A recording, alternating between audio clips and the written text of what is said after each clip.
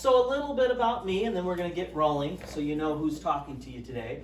I'm currently the board chair of Hope Restored, and I have my day job is I work at Porter Stark Services as their director of community engagement. I've been at Porter Stark for like 23 years, started as a clinician, so I'm a licensed clinical mental health counselor, and I'm a licensed clinical addiction counselor. And so, like, I worked with kids, I worked with people that were struggling with addiction in all settings, and met Megan in Porter County with a role that she had there, and she's told me about Hope Restored, and I'm like, well, that sounds good, you got room for another board member, and so jumped on there and have been serving in that capacity for a while. I love this community. You need to know that. Like, I devote, like, personally, I think the resources and the people of this community are just unbelievable. And this community doesn't really have a lot in terms of helps. And so that was one of the reasons why I wanted to get on Hope Restored's board. And one of the reasons I'm doing this. I believe in the people of Stark County. And so we are going to try today, what are you going to be talking about, Todd? We're going to start to try to make sure everybody's on the same page in terms of like the people we serve and this idea of addiction, where it comes from, what are the key components of it. If you have that, you're going to start to be able to build your own framework of how to interact with folks. Then we're going to look at, we're going to move into looking at the behaviors that these folks do that can be kind of frustrating, and also put us, if we're interacting with them, either via family member or volunteer, can put us in some challenging situations. And so we're going to look at trying to navigate that around issues of boundaries. Boundaries in this work with this population are crucial.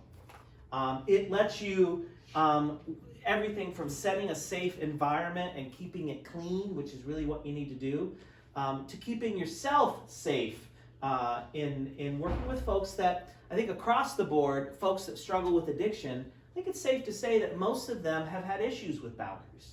They weren't taught good boundaries, or maybe they were taught good boundaries and then removed and put in situations where things got blurred.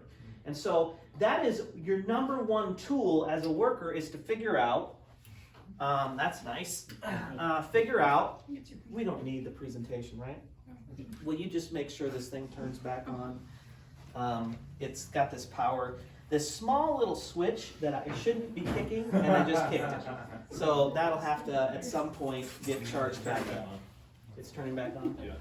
Okay. Good. I'm also trying to stay in this area for you and me. Okay, very good.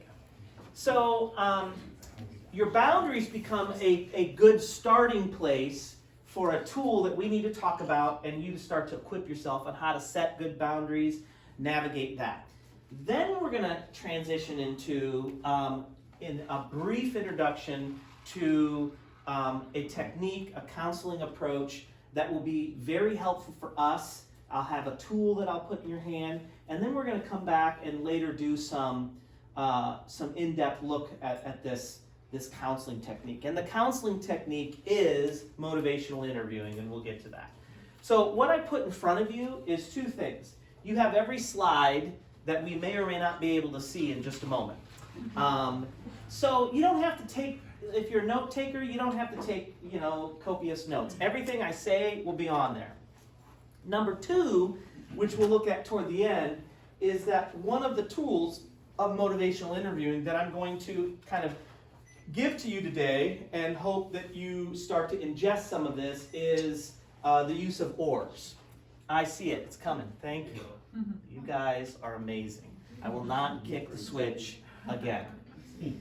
So what I want to start with is, to me, this really powerful quote that has kind of driven me in terms of, like, what are we trying to do with these folks? What should be our overall approach to people that are struggling with addiction?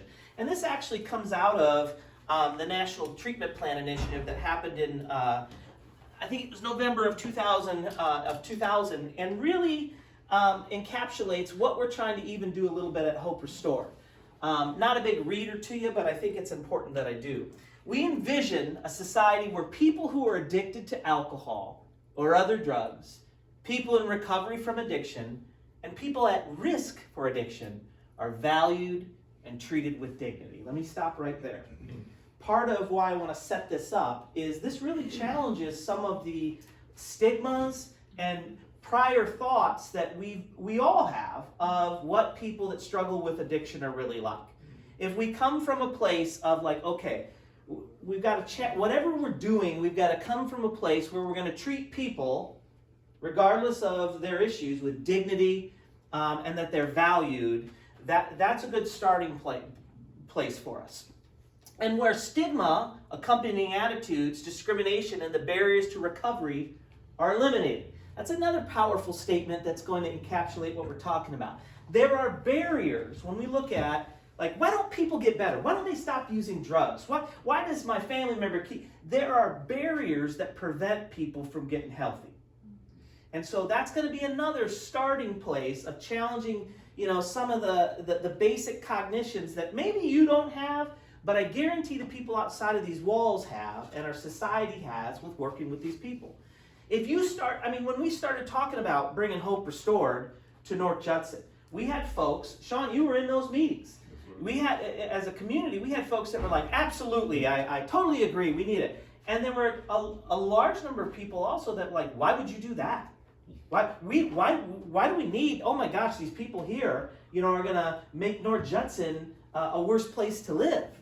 The reality is those people were already there. And frankly, the other part of that is the safest place in North Judson right now are people in our recovery home, because they're trying to stop. They don't want to stop. They want to stop using, and they're clean. They have to be clean to live there. And so these folks can also be tremendous resources in your community. They're getting jobs. So whether or not you're like, Todd, I get it. Like, we're going to value people, and we know they have issues and discrimination issues, and we need to get rid of those. The people outside of these walls, they don't think that way. And part of what I hope our volunteers and the people that are intimately involved can help our community get this, okay? We envision a society where addiction is recognized as a public health issue. That's another, Sean hit it, of like, there was a time when it was looked at as weakness, or a moral deficit, or you're a bad person. Well, or it's your choice. There are choices involved in addiction. But I'm introducing language that's really going to frame up what we're talking about today. It's a public health issue. Public health, medical. We have to talk about brain development. All of those things where we're moving in that direction, but there's still kind of a stronghold in the nation as a whole of like, these are weak people. These are bad people. These are people that, have some kind of character flaw. And that is not what the research shows. And so I'm challenging and encouraging you to bring that forward in your brain if you already think that, because that's what needs to be central in how we're looking at people. It's treatable. It's not curable. Addiction is treatable. It's not curable. And what do you mean? Well, we're going to talk and look at, there are some things that people can change in their process and go much of their life or all the rest of their life never living those lifestyles or engaging in that. But there are some things that happen on a chemical level that they have to now account for. And we'll look at that. A treatable disease for which individuals should seek and receive treatment. Another big barrier in our work, like we don't have enough providers to get people treatment when they need it. Jesse may come in and decide, Jesse does not have a drug problem, but Jesse may come in and decide, I finally want to address my drug issue. I'm ready. And we say, even at Porter Stark, great, let me get your paperwork done. It'll be 3 weeks before you get a therapy appointment. That's too long. Well, Porter Stark, do something about that. Well, it's complicated. That's a national problem. And so Jesse then goes, okay, and in 3 weeks, which is a lifetime, he may be no longer interested or move on to the next crisis and doesn't get the help he needs. It takes folks an average of 10 years before they know something's wrong in their life and they get help. And that's nationally. And so we want to find a way to treat this disease and get people that want to seek treatment and receive it. And that, you know what, there's treatment And there are it's a specified field of expertise, and there are experts that can help you. Anybody in our culture right now can put out their shingle and say, I'm an addiction specialist, and provide treatment. If I did that as a mechanic, okay, and you're working on my car, and I don't have any training, and you take your car to me to get fixed, you want the best. You want people that know about this stuff. We're finding that there are folks that are now saying, like, this works in the field of addiction, and they're trying to make a buck at it, and there's no research or science behind saying what they're saying works. And so it's really a powerful quote for us. We also know these terms in our world right now. There's a lot of drama and a lot of energy around prejudice, discrimination, stereotypes, and stigma. Important for us to define those, but to also realize that people in this area, addiction, have all of that they're overcoming. If you don't believe me, next time you're in a public setting, or go down to the local grocery store and start a conversation with somebody over cantaloupes of, you know what, I want to let you know that I just overcame a cocaine addiction. And see what happens. Okay? Or we're going to start to pair this idea of addiction and mental health. Tell somebody that you struggle with depression and see what happens. Okay? There is a sizable amount of stigma and negative thinking toward people that struggle with mental illness and addiction. Okay? And that's all. So we get it, Todd. Well, but that's all the stuff that gets in the way of people like, I have a problem, I want help, I'm going to get it, and then I get that help. It's all of these things. And so we know that our population right now, the 10 men we have, 8 men, 9 men, wherever we're at right now in our home, they are carrying all of this. So when they go out, and a big part of our program is them to get employment. Having a good job, having purpose, is an important part of our treatment. We have to work really hard with our relationships. Ryan is awesome at this, where he has business connections, and he goes and he talks to these business folks and helps them maybe even break down some of the stigmas they have about hiring somebody that's had an addiction issue. We're not going to get people to beat addiction unless there are places that will give them purposeful work. It's a big part of what makes people definitely healthy. What makes stigma an issue for this population we're talking about are these things. Out of that, we get labels for people. Now, what labels are you aware of that exist for the population you've all come here to learn a little bit more about? Just call them out loud. Junkie. Addict. Now, that's an interesting one, because even people in recovery will call themselves addicts. I don't like that, because first of all, like when you think of an addict, what do you think of? I think of like track marks, I think living under the bridge, I think they're dirty. That's not what the people that I work with look like. What do they look like? They look like you. They look like you. And so this term addict, even the old schoolers, they call themselves addict, and I get it, but like that to me automatically starts contradicting some of the things I talked about, and we'll start playing. What do addicts do? They lie, they steal from you, they can't be trusted. Right? And it plays into that labeling. My field labels people all the time. You have bipolar. You have, in all the history of labeling, that hasn't helped anybody. Really, the real reason we do it is because it's an insurance thing. It helps us get paid. Okay? We're under the medical model. You have to call it something, and these are the treatments, and then we can get insurance. But it doesn't help people. Folks that are in recovery and are struggling with it, they get labeled all the time. Not helpful. In our minds, if we've got these labels that we're coming to people with, it's already, even if we never say them, they subconsciously start this process, this interaction process, which isn't helpful. Okay?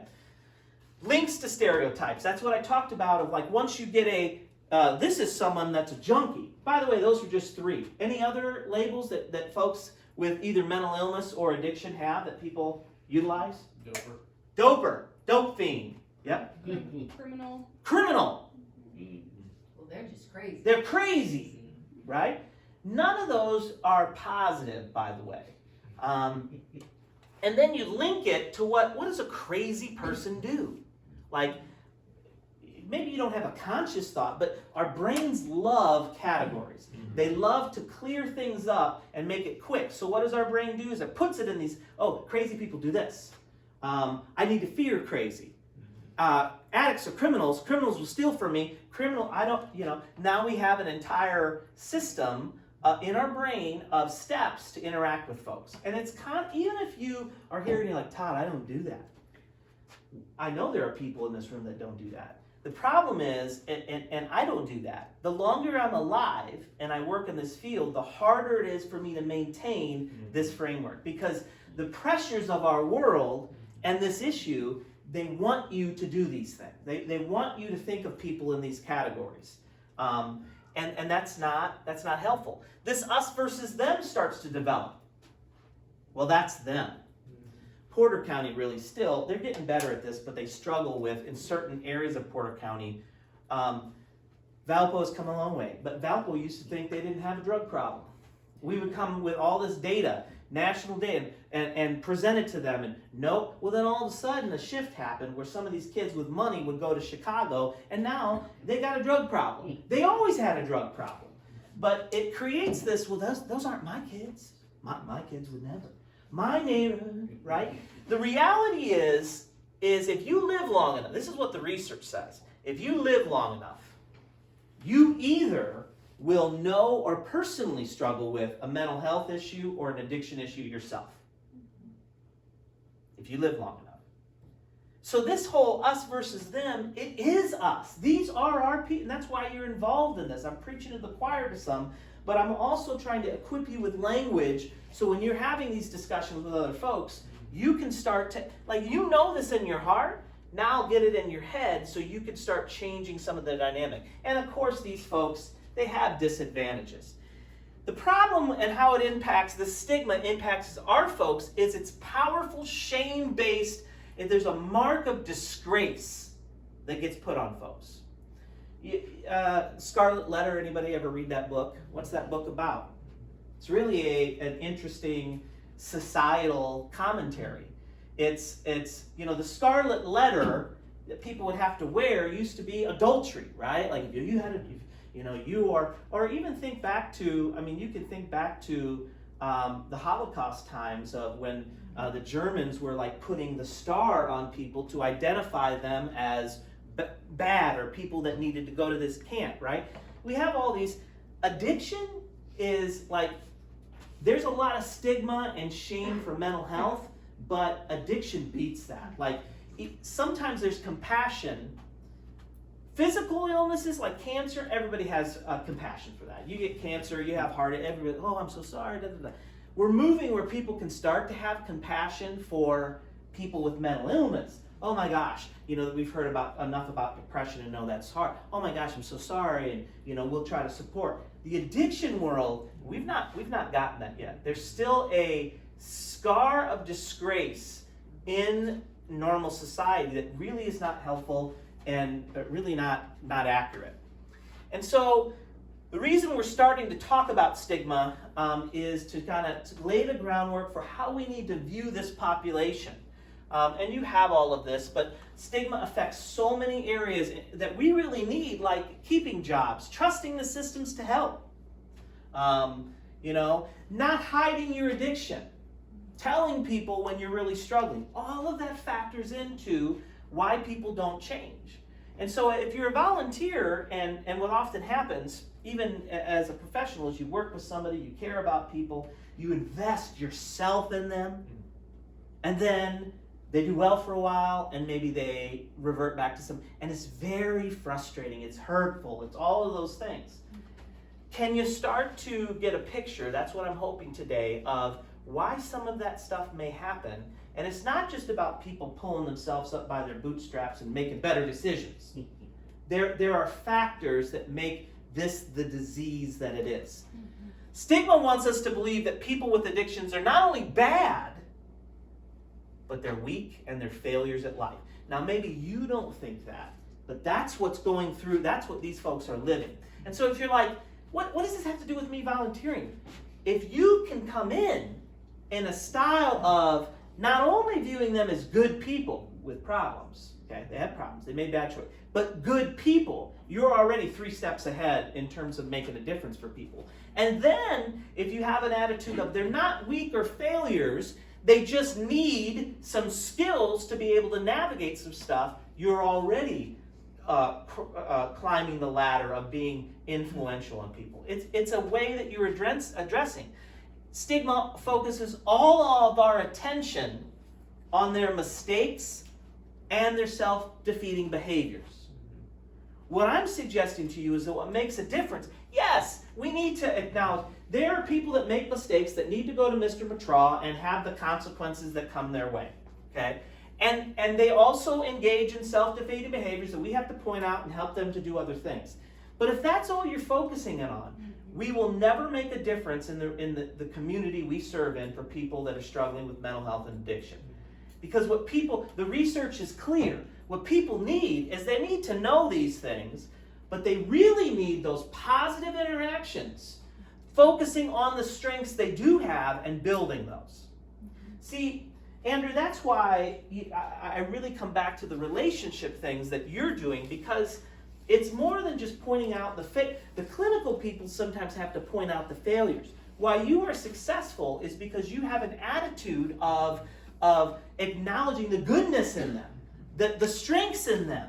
You're seeing some of those, and that's what makes people drawn to you. That's what makes people will be drawn to you if you're a provider.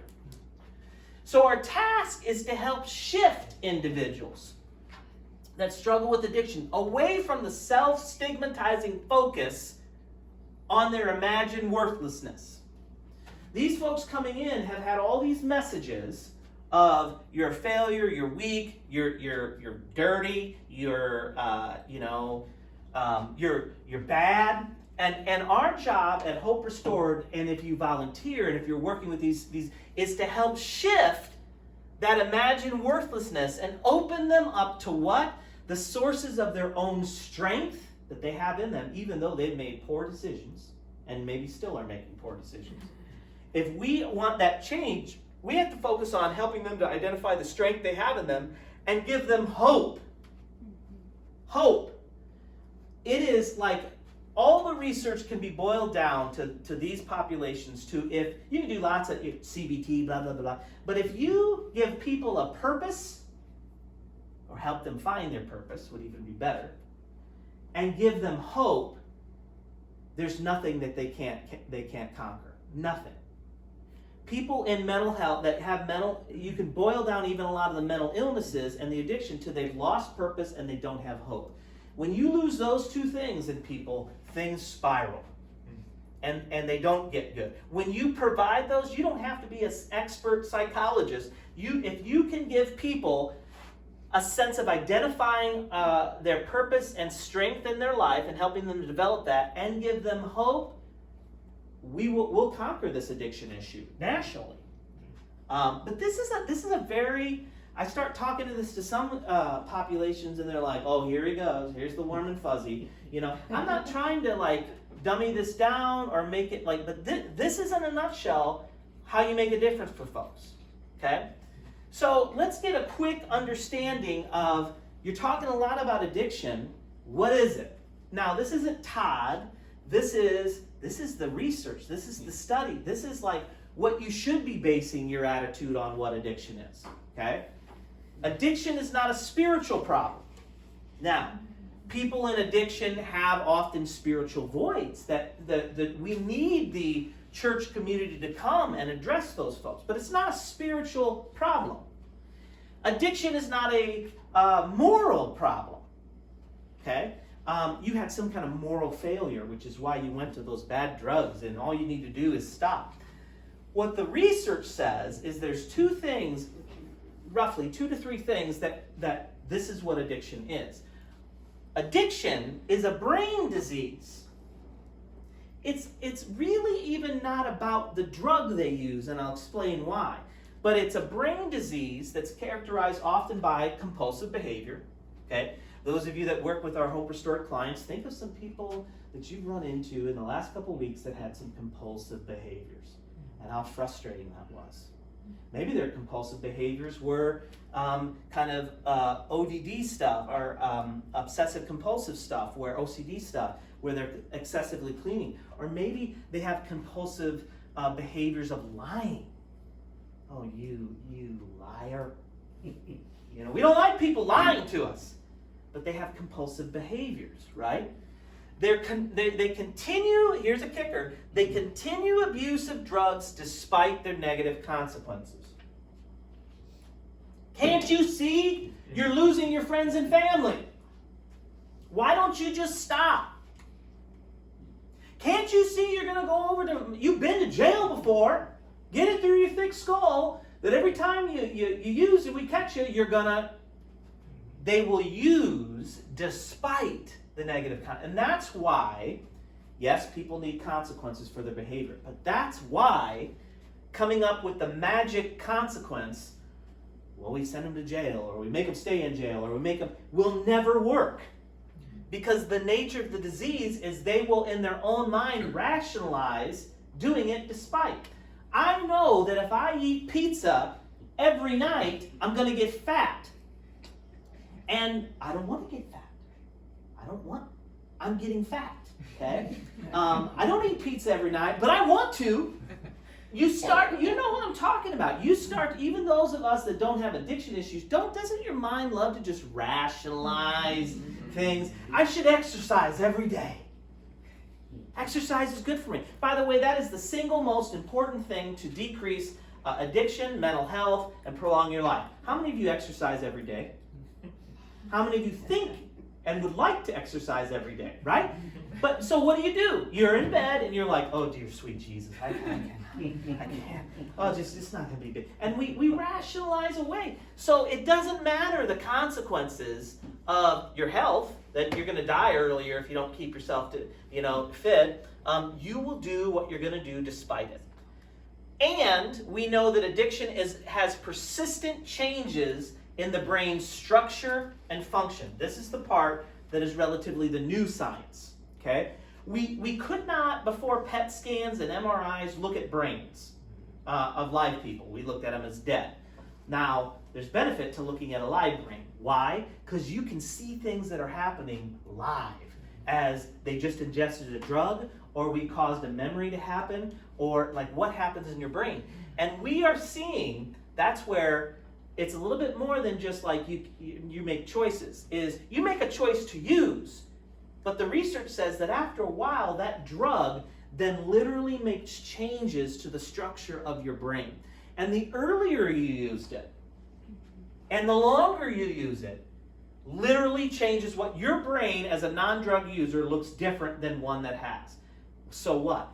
If your brain structure is changing, everything in terms of how you think, how you function, and how you solve problems changes.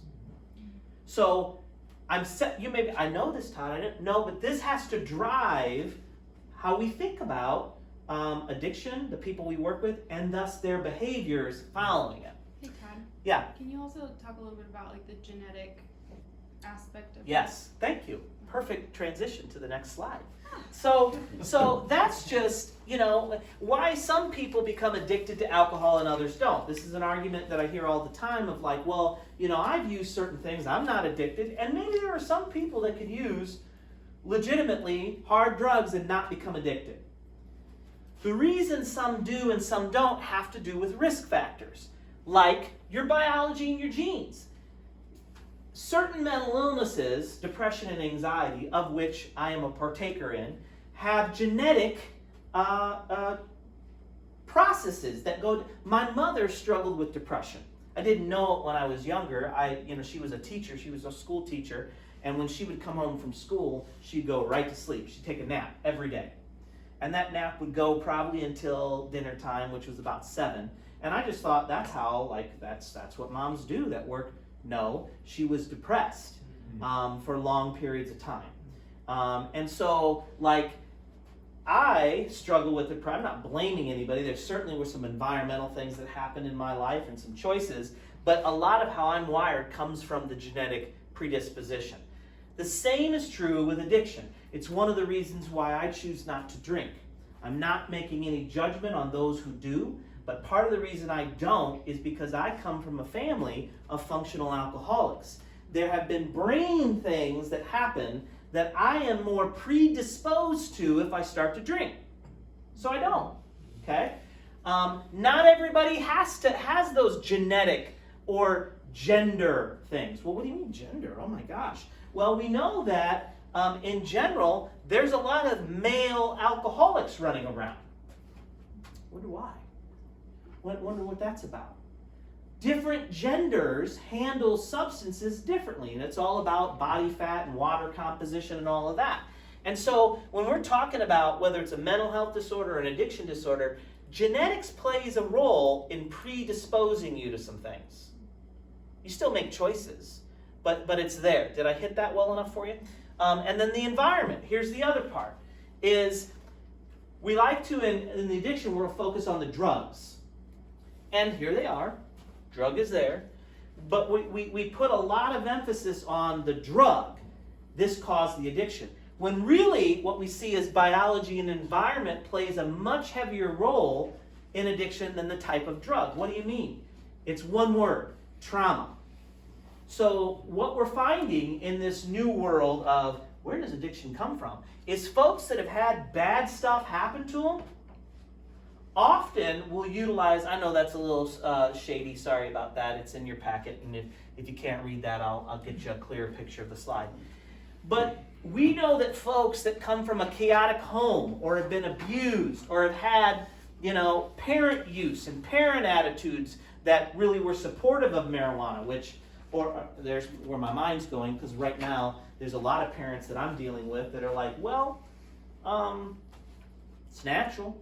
It's going to be legal. I'd rather have them smoke weed than drink alcohol.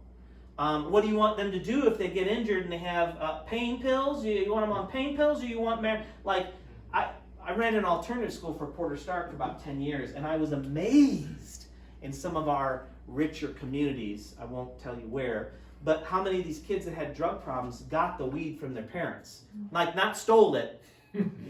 The parents bought it for them. What? Right? And so, environment and past trauma plays a big role in addiction of where they're at now. If you think about, if you know the gentleman in our home right now, and you know their story, I would bet that 90% of them have had some type of environmental trauma in their life, or came from families that were upside down chaotic. Okay? So again, that's why we can't punish our way out of this. And it's not just about the drug, although drugs have changed over the years. How have drugs changed over the years? Have they? I mean, I think they have, but do you? Mm-hmm. Okay, so you do. How have drugs changed? Well, the chemical makeup of them, there's more different types of manufacturing and different. So this whole category of synthetic drugs is something we're struggling with. What's synthetic drugs? They're man-made drugs. And those suckers they've narrowed down their process to make some very potent, addictive, highly damaging, but let me sell this to you for pain management and tell you it's not addictive for 20 years, and then we find out it was, and now we have to pay millions of dollars back because we lied to you. By the way, that's the opioid settlement dollars that we are now, Hope Restored was a benefactor of that, because now Purdue Pharma is being sued because when OxyContin came out, hey, you should take this. There's no downside to it. It's not addictive. And they either didn't know, which the research to me is pretty clear they did, or they lied. They lied. And so synthetic is this whole area. You get into the spice. It's basically putting together either laboratory generated, made chemicals, or just chemicals that are out there in our world that people are like, oh, this would be good to stick in there. And it's jacking people up and literally destroying brain tissue. But the drugs have become more, the natural drugs we're aware of are being more potent. Marijuana today is not the same marijuana you may or may not have smoked back when you were a kid, or grandpa's ditchweed. Marijuana today is anywhere from 7 to 10, I've seen in the research, times more potent than it was back in the 80s. They are refining their process to increase the potency of weed. Well, who cares, Todd? What are you talking about? Well, what we're seeing, Dad sent me some stuff that was on just the news about some of the, we're catching up, some of these states that have legalized weed. There's actually now they're starting to research it. And some things that they're finding, and this particular, you got it off the news, right? This particular screenshot was talking about how accidents have increased in those states. So you work a forklift, and if you're smoking weed, you're going to have some accidents. You're working in a machine shop. So there's all this now, like accidents are increasing. But one of the things we're also seeing, particularly in Colorado, that's happening around the weed is two things since they've legalized it has happened. One, aggression has increased. And so we're seeing in Colorado more crimes related to aggression. Two, we're seeing, lost my train of thought, we're seeing schizophrenia increase in Colorado.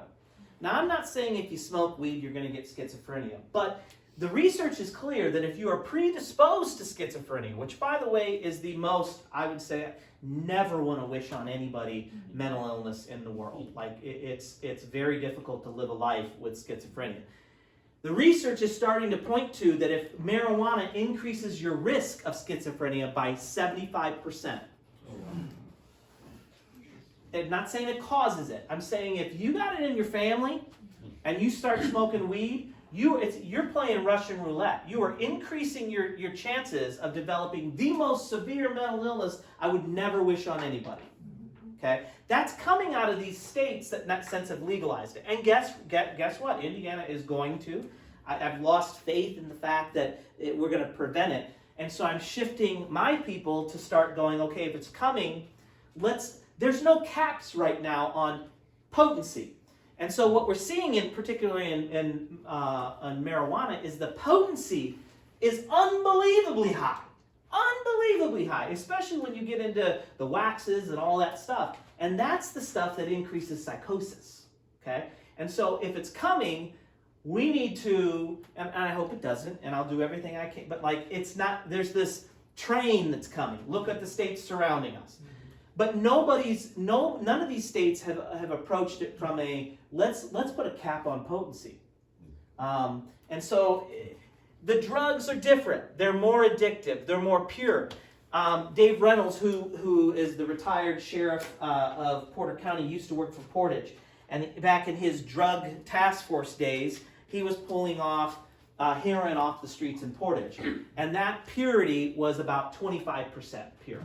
Meaning the heroin that was on the streets in Portage, Indiana, that they were confiscating and arresting people for, had 25% heroin, and the rest was just garbage. It was baby powder and nothing. Now we're pulling off heroin off the streets 80 to 90% pure. Haven't talked about meth. Okay, meth is now replacing some of the issues around heroin. So biology, genetics, environment, the drugs themselves have become more potent, and then it affects the mechanics of your brain, which leads to addiction. There is a science to addiction. That's not even you can't argue that anymore. There is tons of research to suggest that genetics may account for up to 60% of those that are vulnerable to addiction. So again, if we're coming at people from a weakness mindset or a failure mindset or why don't you just stop? Like, why do you keep doing this stuff? 60% of folks that are involved in the addiction process probably had it because they made a choice to use, but had a deficit genetically.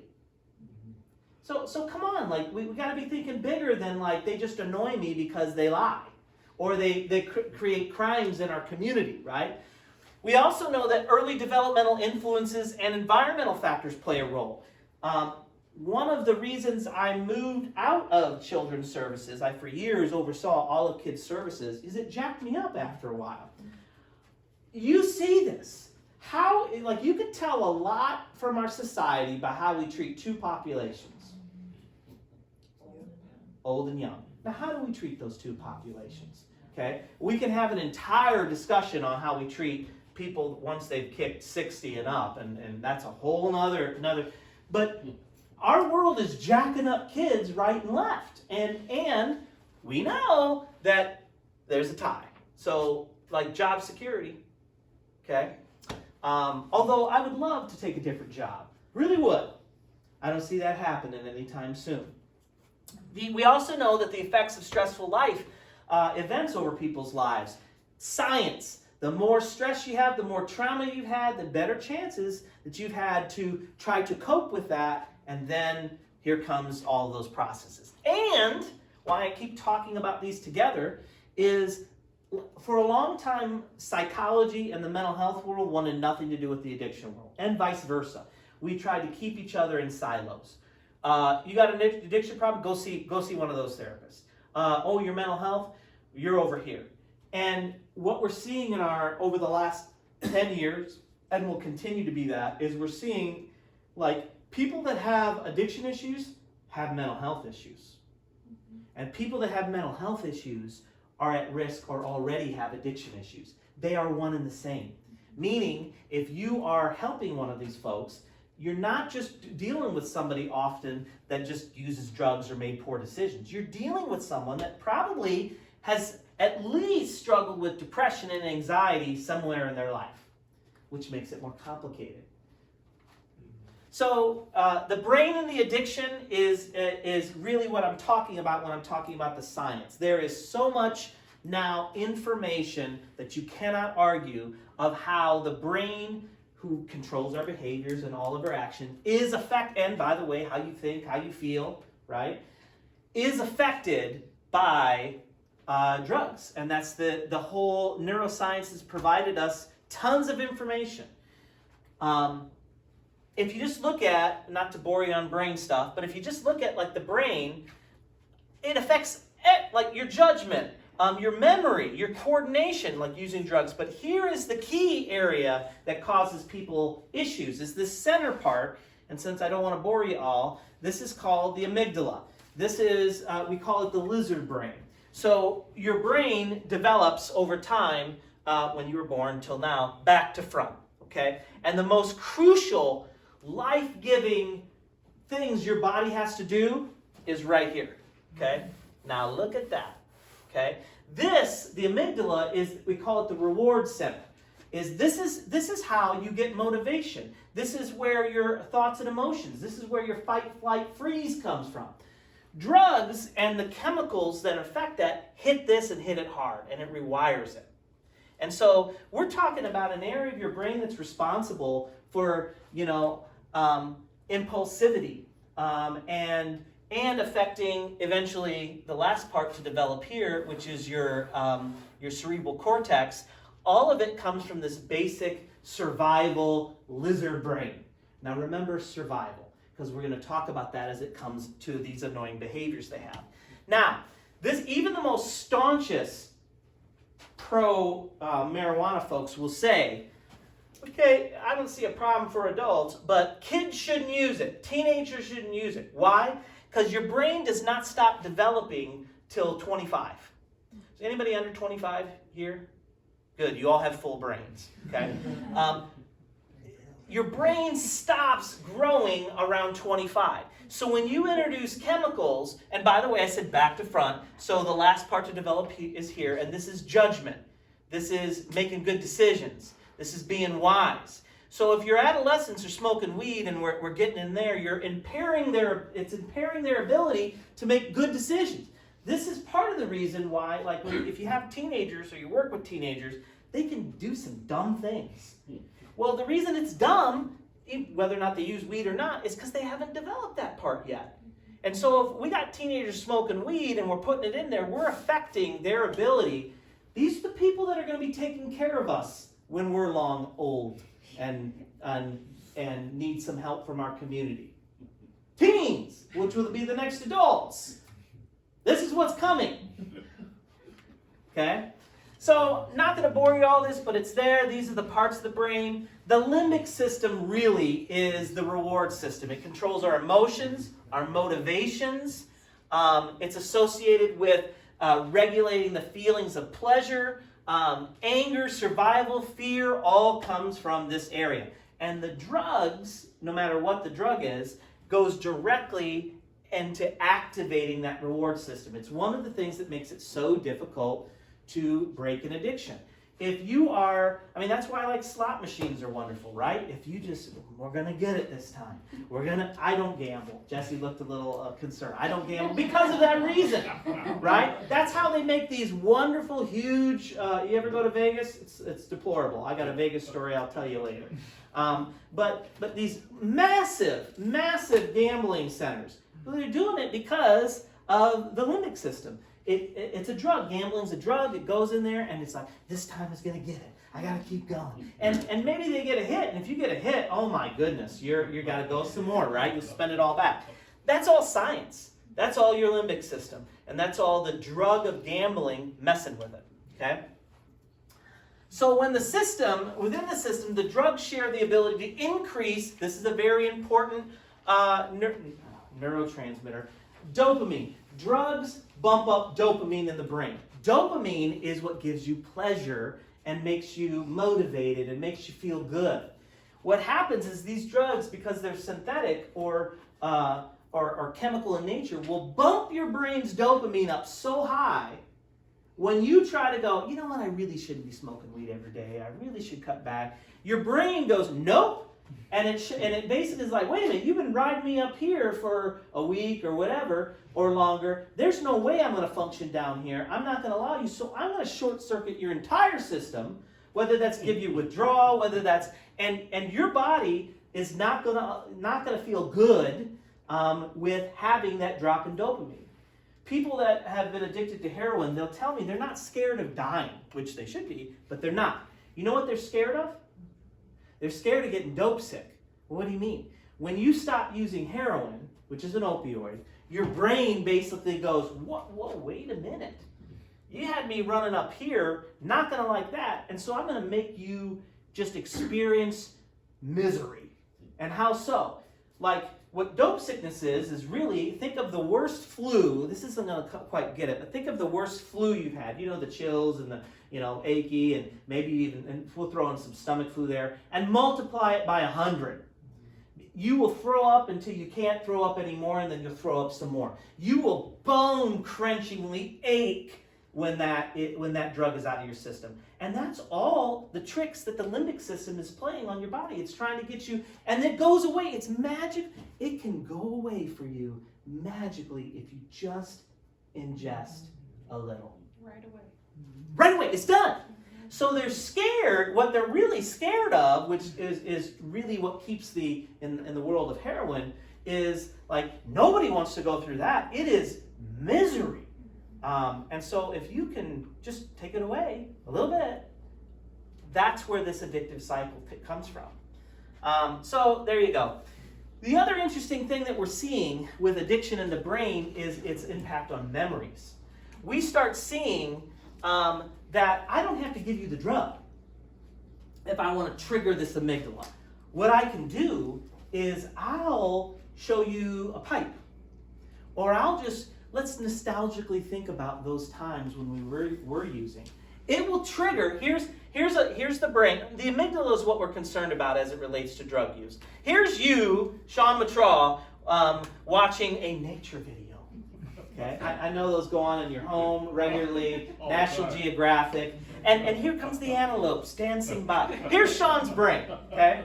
Now, if Sean has a drug problem, and I go, hey, maybe he has a cocaine problem, and I show him a crack pipe, or I show him or a line, he doesn't even have to use it. His area of the brain where the drug used to hit is going to fire.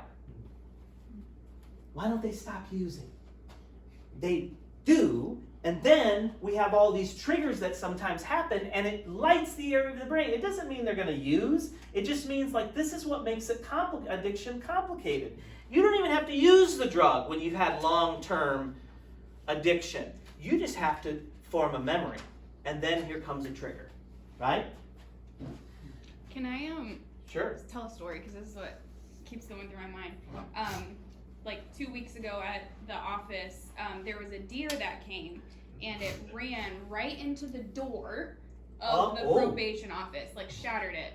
Nice. Which is crazy in itself. But then you look at the video and it runs away, and then like a minute later comes back and does it again. And so your first thought is like, what is wrong with that deer? Something must be wrong. Right? Something must be wrong. And then you think like, maybe it's rabid. But like, I feel like if that deer was a person, I would be like, are you okay? Like, you know, you wouldn't be like, you're stupid for doing that. You know, you'd be like, are you okay? Like, can I help you? Like, why are you What's doing going that? on? Yeah, right. So it's so much more than just. But what we do with addiction and relapse, where I feel like you're going, is people can make a choice and do really well for a while. And by the way, there are people that don't relapse. Okay, relapse. Not everybody has to relapse. This isn't you know, so simple I could put everybody in the box. Some people can use a certain drug and not get addicted. Some people can decide to stop with little to no support and stop. Some people can have a religious experience and, you know, Jesus can take. There's all kinds of things that can happen that you can't explain. But for those that do relapse, sometimes people will go a long period of time and relapse, and we're like, what the heck, man? You know, there you go again. And we're doing these things that, like, we wouldn't do. Like, why is that person running back into the glass, right? So we see these behavioral effects. Our brains affect our behavior. What do we see? It seems natural to expect that when individuals have experienced major problems due to drugs, that they just can't wake up or quit using. We still have this philosophy that, like, why don't they get it yet? Look, man, like, I wish people could go through things and get it. But sometimes, because of the length of time they've used it, the type of drug, you're going to have people that will go through times where they get it, and then they forget, or they get triggered. It's not that simple. The areas of the brain that do allow for self-reflection, assessment, planning, carefully listening to feedback are the areas most damaged by substance use. So here's the very things we're trying to help them do. Boy, we really want them to, like, have some self-reflection, and we want them to plan their lives and listen, and those are the exact areas that get damaged in substance use, which is why it's hard to get them to learn the things that to you are very easy and understandable. Like, I got it, why can't they? Okay? The drug use impairs the part of the brain necessary to invent solutions.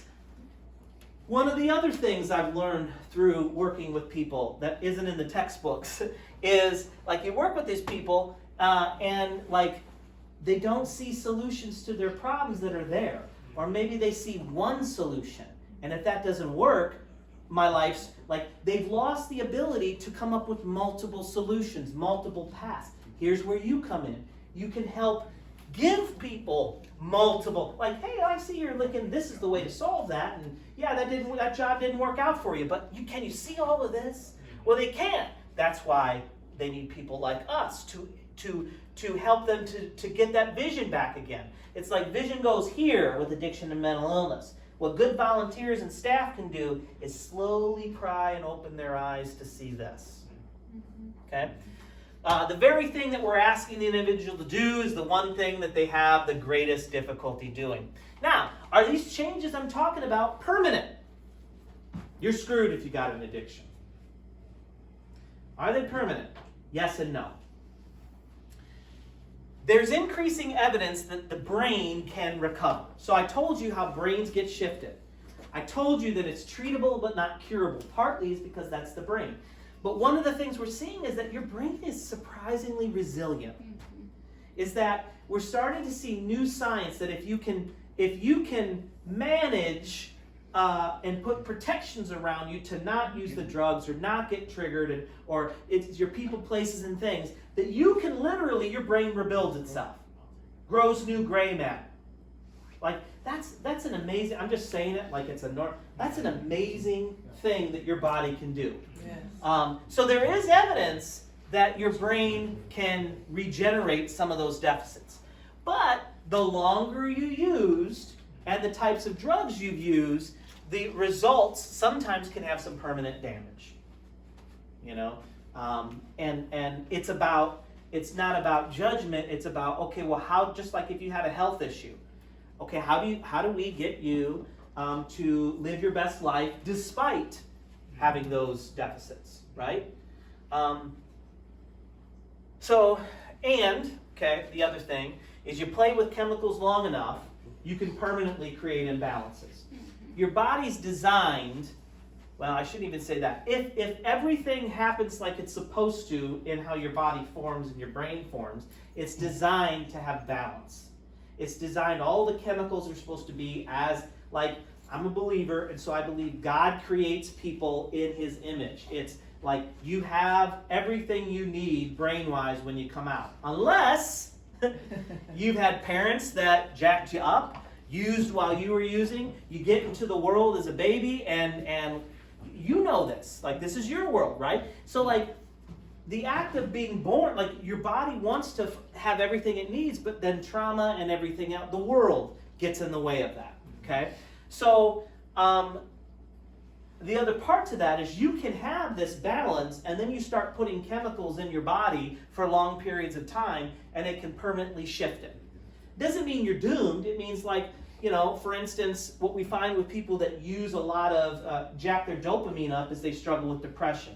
And so what you'll have to do is figure a way to increase those dopamine that your brain permanently has burned out. And so sometimes that comes through medicine, sometimes that comes through other, whether it's spiritual or getting involved in nature. You got to do some things to jack that back up, okay? So what I'm saying is you know, if you stop doing the things you're supposed to do to make yourself healthy, and you have those deficits, your brain will go back to, you know, putting you in that dark place. You have to change your life to adjust for that. Make sense? Mm-hmm. Okay. So these are the things that's really required for people to move through recovery. You see all of those. What I want to point out to you is having an understanding that there is a relationship between addiction, depression, anxiety, and trauma. It's all together, okay? You got to have resources. You got to have treatment people. You got to respect people's autonomy. So we have a group home, and we want to control a lot of things in that group home. And some of it we need to, because they have shown that they're at a point in their addiction where they need some structure. But our goal always is to do that and still make people feel like they're human beings and they have control. When you start in the recovery process taking away basic rights and treating people like children that are adults, you will not bring healing to people. And so that's a part of your interaction as sometimes we say, no, you can't go on a pass. That's very controlling. But in other ways, we want to let them feel like they're living in a normal home and they can make decisions as grown men. That's a constant rub, right? The use of recovery supports, understanding relapse. Well, they should be out. Maybe. Or maybe this is a process that we have to temporarily remove them because there's a safety issue, but like they can come back. Well, Todd, you keep taking people that just like, they're not serious about their treatment. They just keep, this is stuff that people still say to me to this day. Some in the treatment community. Okay? No, it's, do you understand that this is something that sometimes for some people it's a one and done, very few. That oftentimes it's repeated. And you know what gets people through this stuff, this repeated, you know, it's relationship with people. That's why, Dad, when you're doing those things with these men that maybe are in active use, getting them to connect with you relationally is so important. And probably more healing than any CBT I could give them. Sean? Quick question, I apologize. No. You mentioned the one and done approach, and this is by the treatment providers. I've ran into that dilemma before too. We utilize other services like halfway homes or group homes or residential programs. You test positive, we're sending them back to you. I'm thinking, you're a treatment facility. That's what you do. We're community supervision. We don't expel somebody necessarily on one positive drug screen.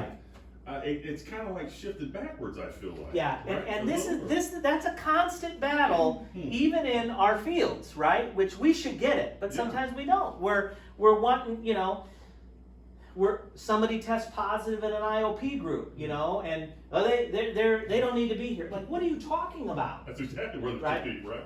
Right, and so that, or like such and such, he's used drugs again. He needs to be out of the group home. I don't want people yes, there is a process, but we've got to come at people of like, hey man, for some, this is going to be a journey, and then our hope is they get it. They could go through this whole thing and not get it. That's why people are dying. Can I speak to that? Yeah, a go little ahead. bit too? I think probably a reason why we see that is because if you have a group of people who are trying to recover together and one person relapses, that then becomes a safety issue and it may be a trigger for the rest of the people. So that's For sure. It's complicated. But that's where we've tried to take the approach of like, okay, but then what? Because we're not just going to kick them out and be done with them. Right. That's not helpful for anyone. How do you continue to support and maybe even bring them back? How do you kind of figure that out? Yep, absolutely. So it takes these dialogues and for me to, if we're talking about these two areas, for you to trust me being a treatment provider and me to trust you as somebody that is on the correction side but has a heart for this. So like, how are we going to solve this problem? Because it's not just send them back to you and you lock them up. And it's, oh, we've got some of this, how can we, it's working together. And our agencies in general have a hard time working together because we want stuff done. You want people to get treatment, get in and out of treatment, and be fixed. We want people to have consequences, and they're not interested in treatment, and so they gotta it's a challenge for sure. So some bottom lines, you have them there. I won't read all those to you, but to frame up where we're moving is this chronic reoccurring disease. While there's no cure available, effective treatment is. Treatment for drug addiction is statistically more successful than other chronic diseases. By the way, if you start to dog on the folks that are involved in the treatment, there's lots to dog on the treatment people. But the stuff that they're doing, if they're doing evidence-based stuff, works better than some of the treatments that we're doing for heart disease, hypertension, asthma. We're more effective than even some of the stuff that your doctors are using to treat medical stuff. But not everybody we can't force people to make the decisions, the good decisions, and accept treatment. But when they do, good things can happen. And you guys all get this. Nancy Reagan and her whole just say no, come on now. We're way past that. That never worked. Treatment, this may be highly controversial, but I'm just going to say it and move on and let you think about it. Treatment may also mean medications. What? There are medications that can block some of the receptors when they use so they don't get high, and also prevent some of the sickness when they stop using, that then can get us to get them into treatment. People look at those things and, well, you're just replacing one drug with another. No, I'm replacing one drug that is very difficult to break the brain connection with one that is easier to break and doesn't tie the individual to criminal ways to access that drug, and we can titrate them off it, and I stop the dope sickness long enough that they could get the treatment. That's the stuff that, how can you sit in a counseling group and listen to a therapist talk to you when you're so sick that you're thinking, the minute I get out of here, I'm going to use, right? And that's the thing that is still highly debated, and that's medication-assisted treatment, okay? I just want to say I appreciate you, Sean Matroff, for your stance on that, because you have set the example for all of Stark County Community Corrections. Thank you. In that. It's when you have leadership in, and why point out the criminal justice areas, because you guys get a lot of people with drug issues, right? It's unfortunately how they get in your system. 7 or 8 out of 10, right. Yes, sir. And so, we got to do something different. I think in some ways Porter County is behind Stark County in their understanding of got to start thinking of some different things, and it really is about leadership's availability to get their mind around that. So let's shift to what the brain does in terms of behavior. So when I talk about behavior, this is really what we do when we do it. If we have words to express it, what we feel, what we fear. Behavior can empower us. The things you do can empower you. It can protect you, or it can hold you hostage. For those with significant trauma histories, why am I saying that? Because most people in the addiction world have significant trauma. If they have these histories, their behavior is shaped, reinforced, and prioritized by their need for safety. I'm making a connection now for us to start to look at their behavior from a survival skill mentality versus you're just a liar. You're just a manipulator. You lied to me, so I got to be mad at you. You steal, because I'm shifting the framework to say, if trauma is related to addiction, as we know it is, and we see that a lot of people in addiction, they're just trying to survive. Then we got to look at it through the lens of, let's look at some of the annoying behaviors they do in terms of, maybe it's a survival skill. So really I'm talking about our behavioral response when we're threatened to go to a fight, flight, freeze, or now they've implemented this appease. What do you mean? Well, when you are threatened in survival, your amygdala, which, what does the amygdala get affected by? Drug use, will start to, you either want to fight the threat, physically or verbally. Verbally, right? You want to run. Sean Matraw's coming for me. I'm going to bolt. That is the dumbest thing that you can do when the community correction people know you're like, I'm just going to bolt. I'm not going to respond to their phone calls. That's right. That's going to make it all go That's away. going to make it up. But I'm going to book it, right? I'm going to freeze, or I'm going to tell you things that will make you, I'm going to tell you what you want to hear. Now, is that manipulation? Sure, absolutely is. These behaviors that people do when they're in their fight or flight are often immature behaviors. They're irrational. They're problematic. They're all the things that annoy us as people that are relatively balanced. Saying we're relatively balanced because we all have stuff. But if it really was a crisis situation and you were trying to survive somebody killing you, lying would be okay. Wouldn't you lie to somebody that, give me your wallet? I don't have any money. Or, give me your wallet. Here's a 9mm, right?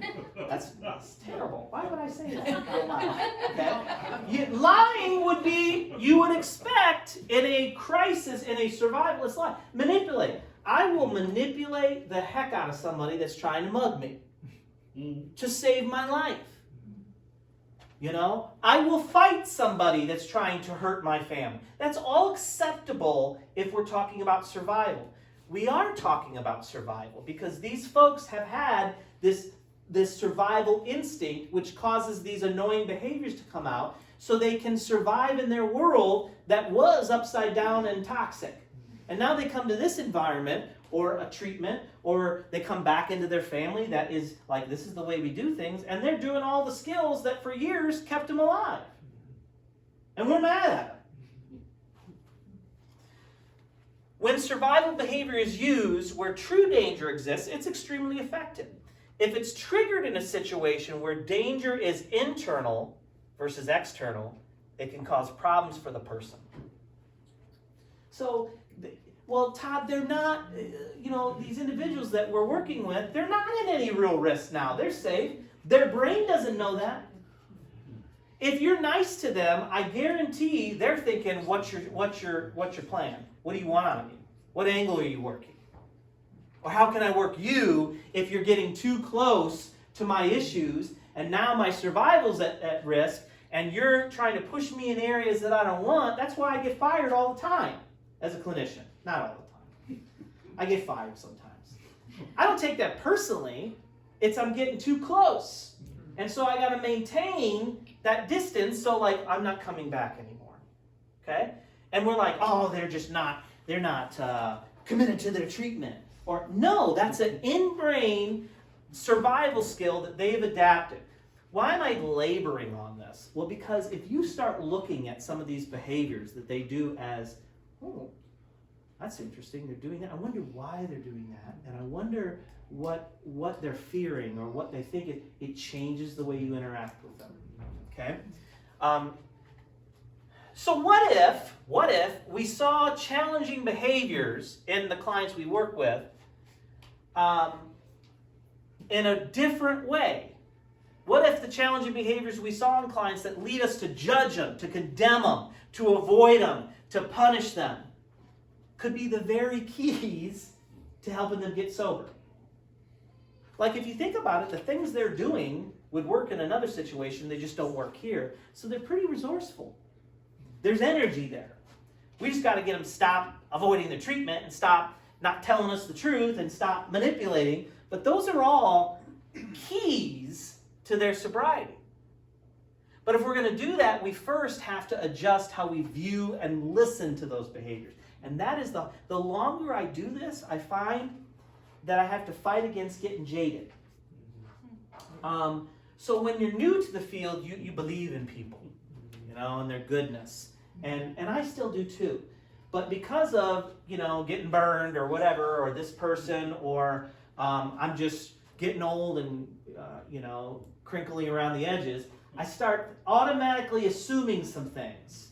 And it adjusts my view. And that, if I allow that stuff to come out in my basic interactions, these folks, one of the things about people with addiction and mental health is to survive, they have had to become very good at reading people quickly.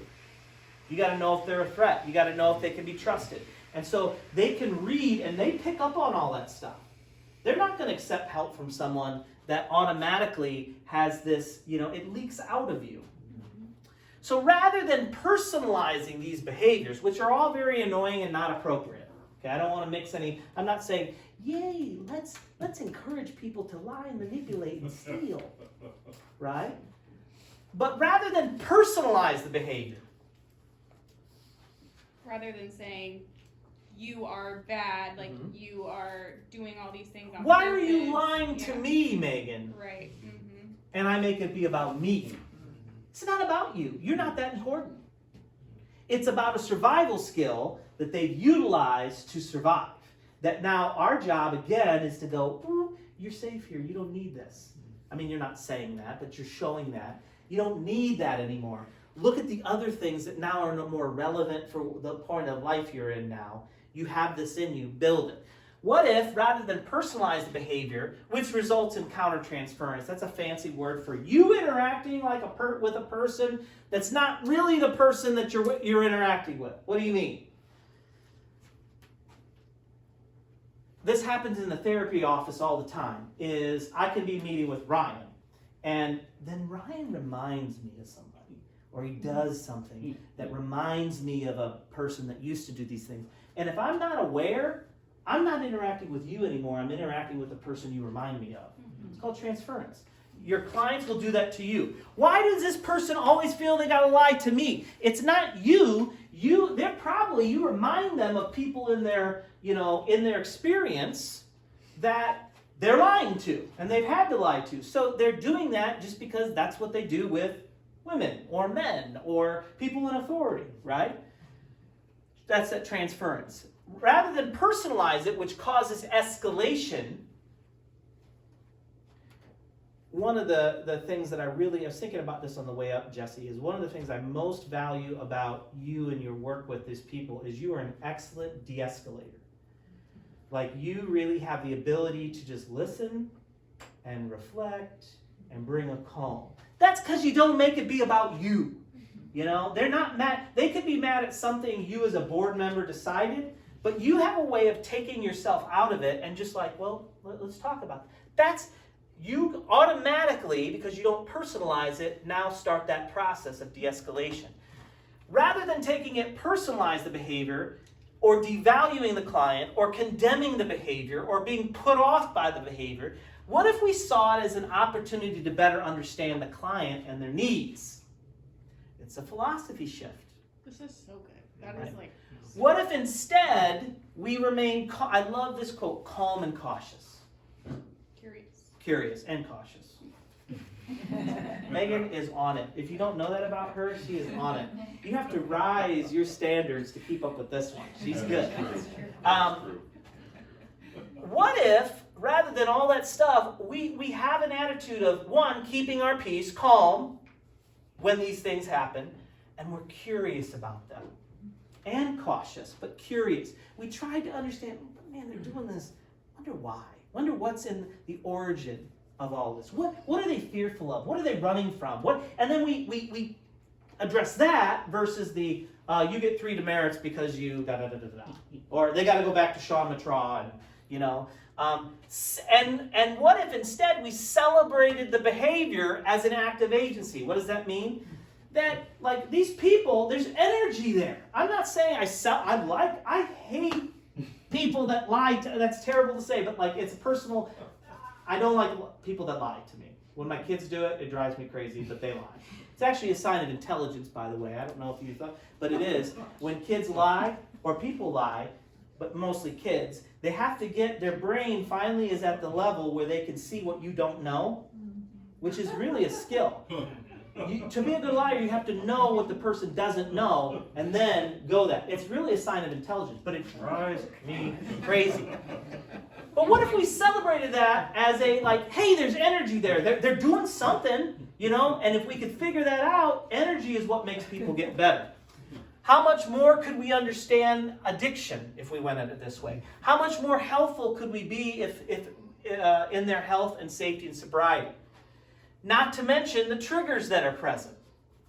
Because people are triggered, thinking of the drugs as a coping mechanism, we have to provide them other coping mechanisms, healthy coping mechanisms. All right, enough of that. So I have this, look at this stuff later, but these are some of the things that I've looked at and put into a perspective of a survival behavior instead of, have anybody ever, maybe not yet, but in this community, working with these people, been called out of your name? What I mean by call out of your name is you. You know? You ever have that? Sometimes. Yeah. Like, I imagine there's not much that anybody could call you that you don't already know. Okay. No. But when you start to think about, like, how is that a survival behavior? Because I would think the individual would do that with the intent that I'm going to get so distracted and offended by all that it voids our conversation of what they're trying to work on. That's this survival tactic. Is like, okay, they're not doing that because they're doing that because when they have come out, like, they've been attacked, so now I'm going to attack you, and then you're going to be like, oh God, or back off and get off of what I was just talking to you about that was really important, which was making good decisions. Right? So, like, all of these are behaviors that are, you know, acted entitled to services that they were or were not eligible for. So we had a situation with an individual that was fairly entitled, made some bad decisions. We had to make a decision as a home none of us wanted to. And in the process, he is calling off the chain, every board member demanding to speak to me. Well, wait a minute. So that's an annoying, like, wait a minute. Like, I'm not going to, but why was he doing that? Because that was a survival skill that he developed when things would go sideways in his world. You get out of that by calling everybody and their brother and demanding things, and he got stuff done in his world. Okay? It's not a helpful skill, right? It's not something that they're sometimes even aware they're doing. So. Some of these, it comes from your amygdala. It's not up here in your thought process. It's just what they do. But for me, I had to fight through, what does this guy think is going to, no, you can't just get on the phone and demand to speak to whoever you want to speak to. That's not where he was coming from. It's also trying to take back some sort of control. Yes. And no control in that situation. Absolutely. Good point. Very good point. So what happens when we have these trauma-informed responses? Our own biases and expectations of those engaged with the substance misuse, we center ourselves in our clients' experiences, reactions. We often, our decontextualization of client experiences, all of that stuff's there. But remaining calm and curious, we can support clients navigating their triggers, calming their central nervous systems down. That's one of the things. You are a walking volume I don't know if you know that about yourself, but you are. When you come into a room or into a situation, your energy brings it down. And that is a gift or a skill, but is like, you know how some people can walk into a room and they just jack it up? If you can start to control what you're putting out and control yourself and come at this calm and curious, your mere presence brings stuff down, okay? And that's what calm and curious is all about. But to do this, you got to recognize the signs and symptoms of when people are emotionally dysregulated, and you got to learn how to respond in a way that takes away the threat. If they're coming from a survival mindset, the idea is calm and curious about it and think about what is it that they're really, what's underneath this, and then address that threat. And then the annoying behavior goes away. Okay? So how do you do that? So how do we respond to people that, from a trauma-informed perspective? Emphasizing current safety versus historic danger. Bring these folks, when we're seeing these behaviors and we're like, oh, they're doing this and this is very annoying, but it comes from a survival standpoint, really trying to, you know what? It feels like you're afraid of X, Y, and Z. Well, yes. Well, you're in a safe environment now. This is not where you need to allow yourself to go, right? You see what I'm saying? There's lots of ways to hit it. Can I give an example Yes. of that? I'm sorry to keep interrupting. No, it's okay. I had You're a bringing client- color to the discussion. It's Yeah, good. thank you. I had a client who relapsed multiple times, and there became a point where I suggested to him that an inpatient program might be beneficial, and he got so mad at me, like, you know, calling me like, you know, your authority, like, why are you gonna make me do this? And I recognized it as like, well, this guy had been to prison before. Yep. He'd authority, being in a place where he didn't want to be, that kind of thing. And so I had to recognize, like, this is coming from a like survival fear, yes, yep. fear, all of that. So not you because- address that? Yeah. So then it's like, okay, it's okay. Like, think about where we're at. I'm not going to make you, you know, just kind of talking him through that of like, this is not that. This is not what it. Changed the dynamic, didn't it? So really, I may not be providing like, you may look at this and like, this is so basic. It's very basic, but hard to do and hard to get your mind around. So how does this apply to me with working with people? All I do is pass meds. No. By you constantly looking at the behavior that's challenging from a what's the need, what's the fear, automatic shifts your thinking. Relying on a strength-based approach. It's not your job to focus on all the things they screwed up, all the poor decisions that they made. But by simply trying to look for the strengths in people and talking to those strengths, that's more therapeutic than if they would get in with the best therapist. Engaging in co-regulation, what's that? What's it mean to be dysregulated? Well, when kids are dysregulated, they act up. When adults are dysregulated, they act up. They stand at our top of the stairs and throw a temper tantrum about X, Y, and Z. Okay? And so some of what we need to do is, first of all, realize what that does in us. You'll feel your own self get dysregulated when you're around dysregulation. Is to bring yourself down. I got this. I can handle this. It's just somebody that's, you know, coming from a fear space. And fake it till you make it. That's been most of my job, most of my career, is faking, learning to look like you're not going wild inside on something, and you are, but you fake it, okay? What you're doing is you're modeling for those individuals, get down, come down here, right? And then you're helping them, like, let's just go outside. Let's just go sit on the bench. Like, let's take some deep breaths, right? Those are the things that getting them to calm and deregulate. It's not even our words. Like, you don't have to have all these great things to tell people to calm down. It's just simply addressing that emotional piece. Presenting with warmth and compassion. Very healing. And demonstrate caring and investment in clients' sense of fear and well-being. Talking to that. And that's a trick with men, because men don't like to talk about them being fearful, but they are. And so I don't have the answer to that. This is why a lot of men run from therapy. But learning to like acknowledge or connect with, you know, I hear what you're saying, and I would be afraid if I were in that situation, or I'd have some fear too, or I'd be maybe framing it like I'd be anxious. Acknowledging that but demonstrating care and investment, like I care about that, which is why you're in a safe place here and I want to hear you out, right? So with that, look, one of the biggest pitfalls in all of that work where we get derailed is in boundaries.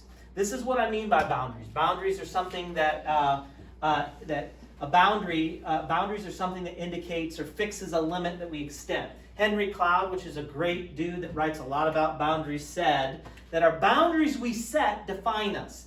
They define what's in me, what's in you as a worker, and they define in what's not me. There are things that you, in working with this people, that are about you, that you should be concerned with, and things you should not be picking up that are not you. What do you mean? A boundary shows where I end and someone else begins. The danger in this work is because we are so relational, people start bleeding into the people they work with. Now, the danger in that is I told you that oftentimes people with addiction, until they get healthy, do not understand good boundaries and have toxic relationship styles. And so you as a healthy person, just through connecting and want to care, you've now entered into this really messy situation where you could be asked or expected or wanted to do some things you should not do. Okay? And so boundaries is what protects you. I'm talking about physical boundaries, personal space, touch considerations. I worked with kids for a large portion of my time. I still kind of do some consultations, some head starts. Kids hug. Kids hug. I'm a hugging guy. I like to hug kids, not in a weird way. Okay. Why are you looking weird, Andrew? No comments, sir. Keep it to yourself. Keep it to yourself. You don't know how much cold case I've watched to get to this moment. Right, okay. But so like when a kid comes up in those settings, oftentimes because they don't have good male role models and seeing a male, they will come up and they'll just lay a hug on me. And I have made a practice of saying, "Oh, good to see you. Mr. Todd doesn't hug. Let's do a handshake. Todd, you're cold. These are children that need love." With certain populations, you have to be careful about the messages that you're sending through touch. There is no reason why you should be touching people in our group home, in our recovery home. Although touch can be very, very healing. Like it's very powerful, okay? But because boundaries, these folks and kids as well that come from abuse and all those things, don't think about it like adults. You all are probably like, I would not touch the men in the recovery. Think about it with kids, right? Like with kids that have had boundary issues and have had people abuse them, touching them may send them a message you're not coming from. And you're shaking your head, and so you know. Like, that's why you don't do it, right? It's only a side hug. Yes. Like, yeah. You've got to be careful about that. And I'm saying in the addiction world, space and personal space are considerations. Okay? Wish I had more time to go into that. You have boundaries around your thoughts and your thinking. Okay? I know when it's time to take a vacation when I start dreaming about my clients. That means that I'm too invested. You need to back up, Todd. You need to take care of yourself. If it's coming out in your sleep, no judgment. I'm not saying, I'm some crazy therapist, but like that's a cue for me to go, you are too invested. You have to step back. Because if I don't, I'm going to violate some things that I have no intention of doing. You read these things in the paper of how sometimes clinicians or doctors do things with your patients or teachers. And how could they do that? I would never. Start getting emotionally overconnected to people, and people do things, okay? And your emotions and your feelings. The biggest area of boundary violations in the addiction world is friend versus client and our expectations of people in recovery.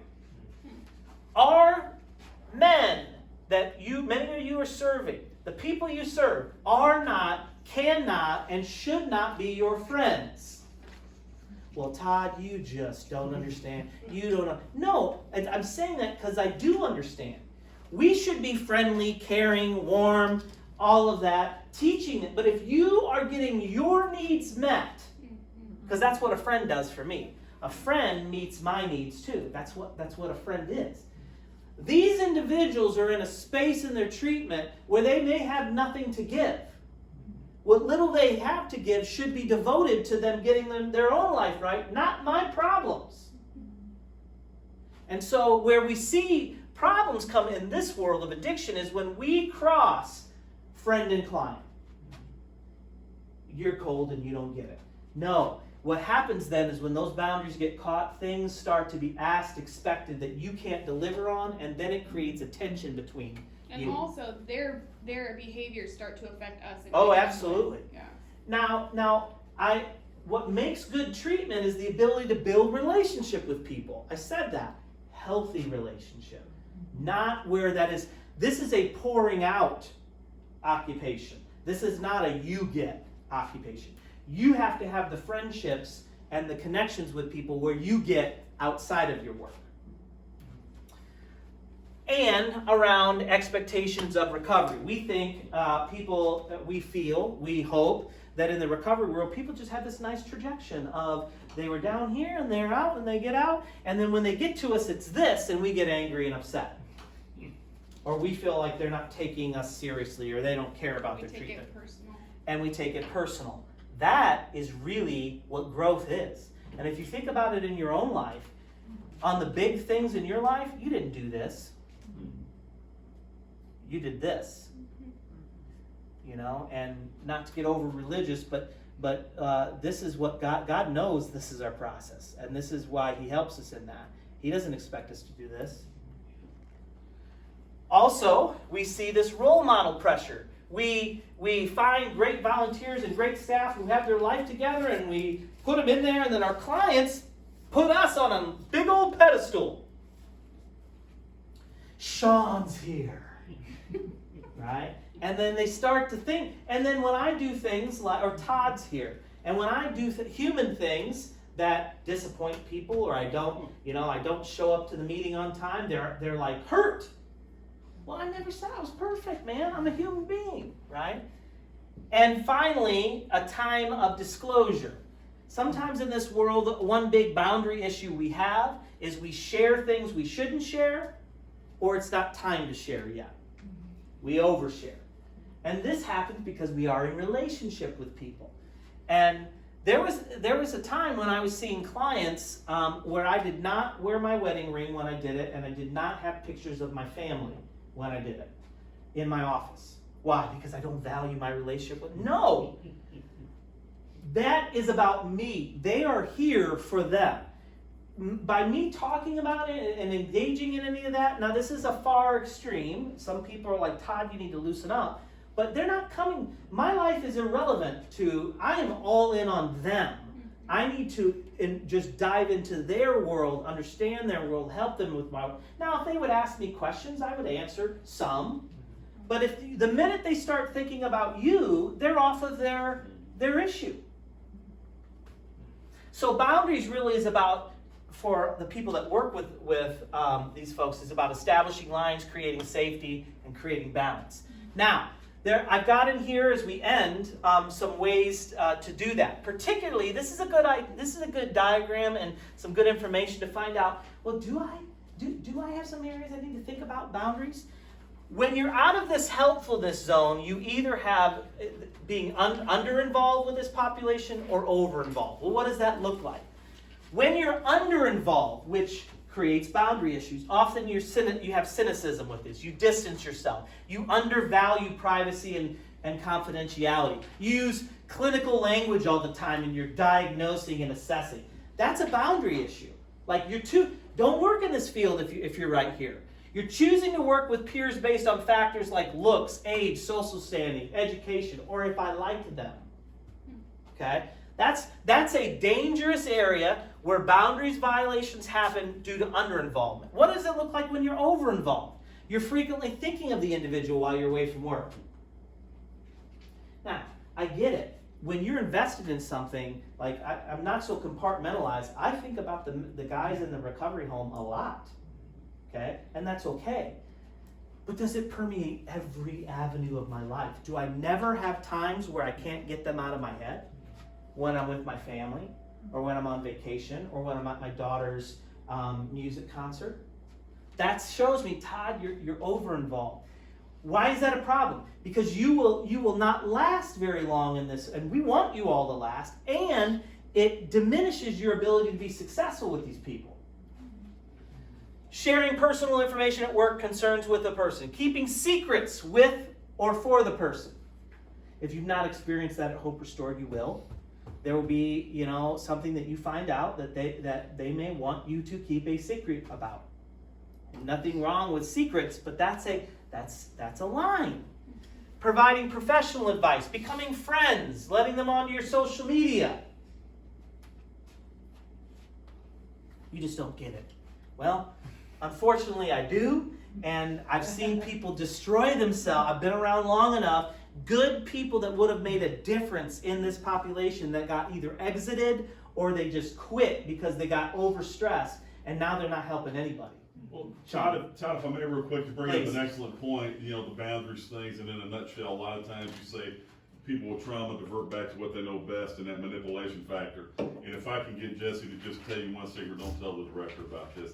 I planted that seed of manipulation. Oh, yes. So next time, hey, I know mail call's gone, just run this letter out. My wife's missed, man. We're cool, Jesse. And then it builds and builds. Next thing you know, some people even get to the point they're almost on the brink of committing a criminal offense. Yes. And then, it again, you're not helping me in my recovery efforts whatsoever. Yeah. You've just enabled my manipulation tactics. Yes. Highly important. Yes, and there is that conflict of like, if I share this, I'm gonna jam them up. Like, it's a real conflict for people you care about, but it's something that is a danger zone. What I want to leave you with is where we're headed. Okay, one of the tools I want to start to talk about in trainings is this concept, this theory called motivational interviewing. The research is very clear that it works well with people that are not motivated for change yet, that are in the criminal justice system, or people that struggle with addiction. And part of that, the introduction that I'm going to leave with you, and I've given you some resources, is to start thinking about our clients that you work with, or people in addiction, at various points in a cycle of making the change to stop using drugs. We want everybody to, don't you see the damage? Stop, right? But what, and this isn't just for addiction, this is like real life, is that any big change you have made in your life, you went through these stages. You went through a period of pre-contemplation. What do you mean? You didn't really consider change yet. Or you were unwilling or unable to make a change. Think about changes to your diet. Before you went on a diet, you spent a lot of time thinking, I should go on a diet. I really don't want to. You were pre-contemplating. Then you get to the point where you're actually thinking about it. Then you make choices about determining it. So this is a whole area I just wanted to introduce to you of this cycle that people go through when they make any big change in their life. Why am I giving this to you? This will revolutionize the way you think about people in our home. Not everybody is in a stage right now where they can and are willing to make changes. So number one, I want your mind to start thinking about this stages of change model I've given you. The next area you're going to take with you, and you're going to do some reading. This is, and next training I'm going to go into some detail about motivational interviewing, what it is and what it isn't. It is not something, therapists use it all the time, but you do not have to be a therapist to use it. This is a life principle, right? And so one of the skills that is very effective in working with these folks is it's ORS. And it's basically learning how, in your conversations with them, using open questions, using affirmations, using this skill called reflective listening, and using summarizing. All of that is in this packet. So what I'm asking you to do is, if this is your last time here and you're like, this is just not what I'm thinking, read this thing, okay? Start to think about how I can use these hardcore skills in my interactions with, not just with people with addiction, in people in life, okay? But if this wets your whistle a little bit, our next couple trainings are going to go into some of these hardcore skills, how to physically do them, and look at some of the principles of what moves somebody from, I'm not thinking about changing at all, to, I want to do it, I can't, to, I want to do it and I can, I just don't know how. I want to do it and I can, and now I know how, now I got to get motivated to do something. That's what our whole process is, and that's motivational interviewing. It will take longer than a 2-hour training to do that. So we're gonna start piecing that out. With that, questions, comments, feedback? Yes, sir. The fear space was an interesting one, which I already do those de-escalation Mhm. steps and everything, but I never pieced it together with the fear space where Yeah. those reactions are coming from. Yep. That also reminds me of when me or my partner have the on-call phone, we're getting calls that have nothing to do with emergencies. Mhm. Something he Always frustrating. Yeah, but it's reminding me of something he's always saying to us, which is actually quoted from his better half there. True. If they think they're going to jail or they're gonna get in trouble, they're gonna call everyone and their mama, Yeah. try to get hold of someone. Yep, Yeah. absolutely. And that's exactly what this gentleman did, Yeah. right? Everybody and their mama. Other thoughts? Yes, sir. Yeah, just, I work in two areas, one with these younger guys.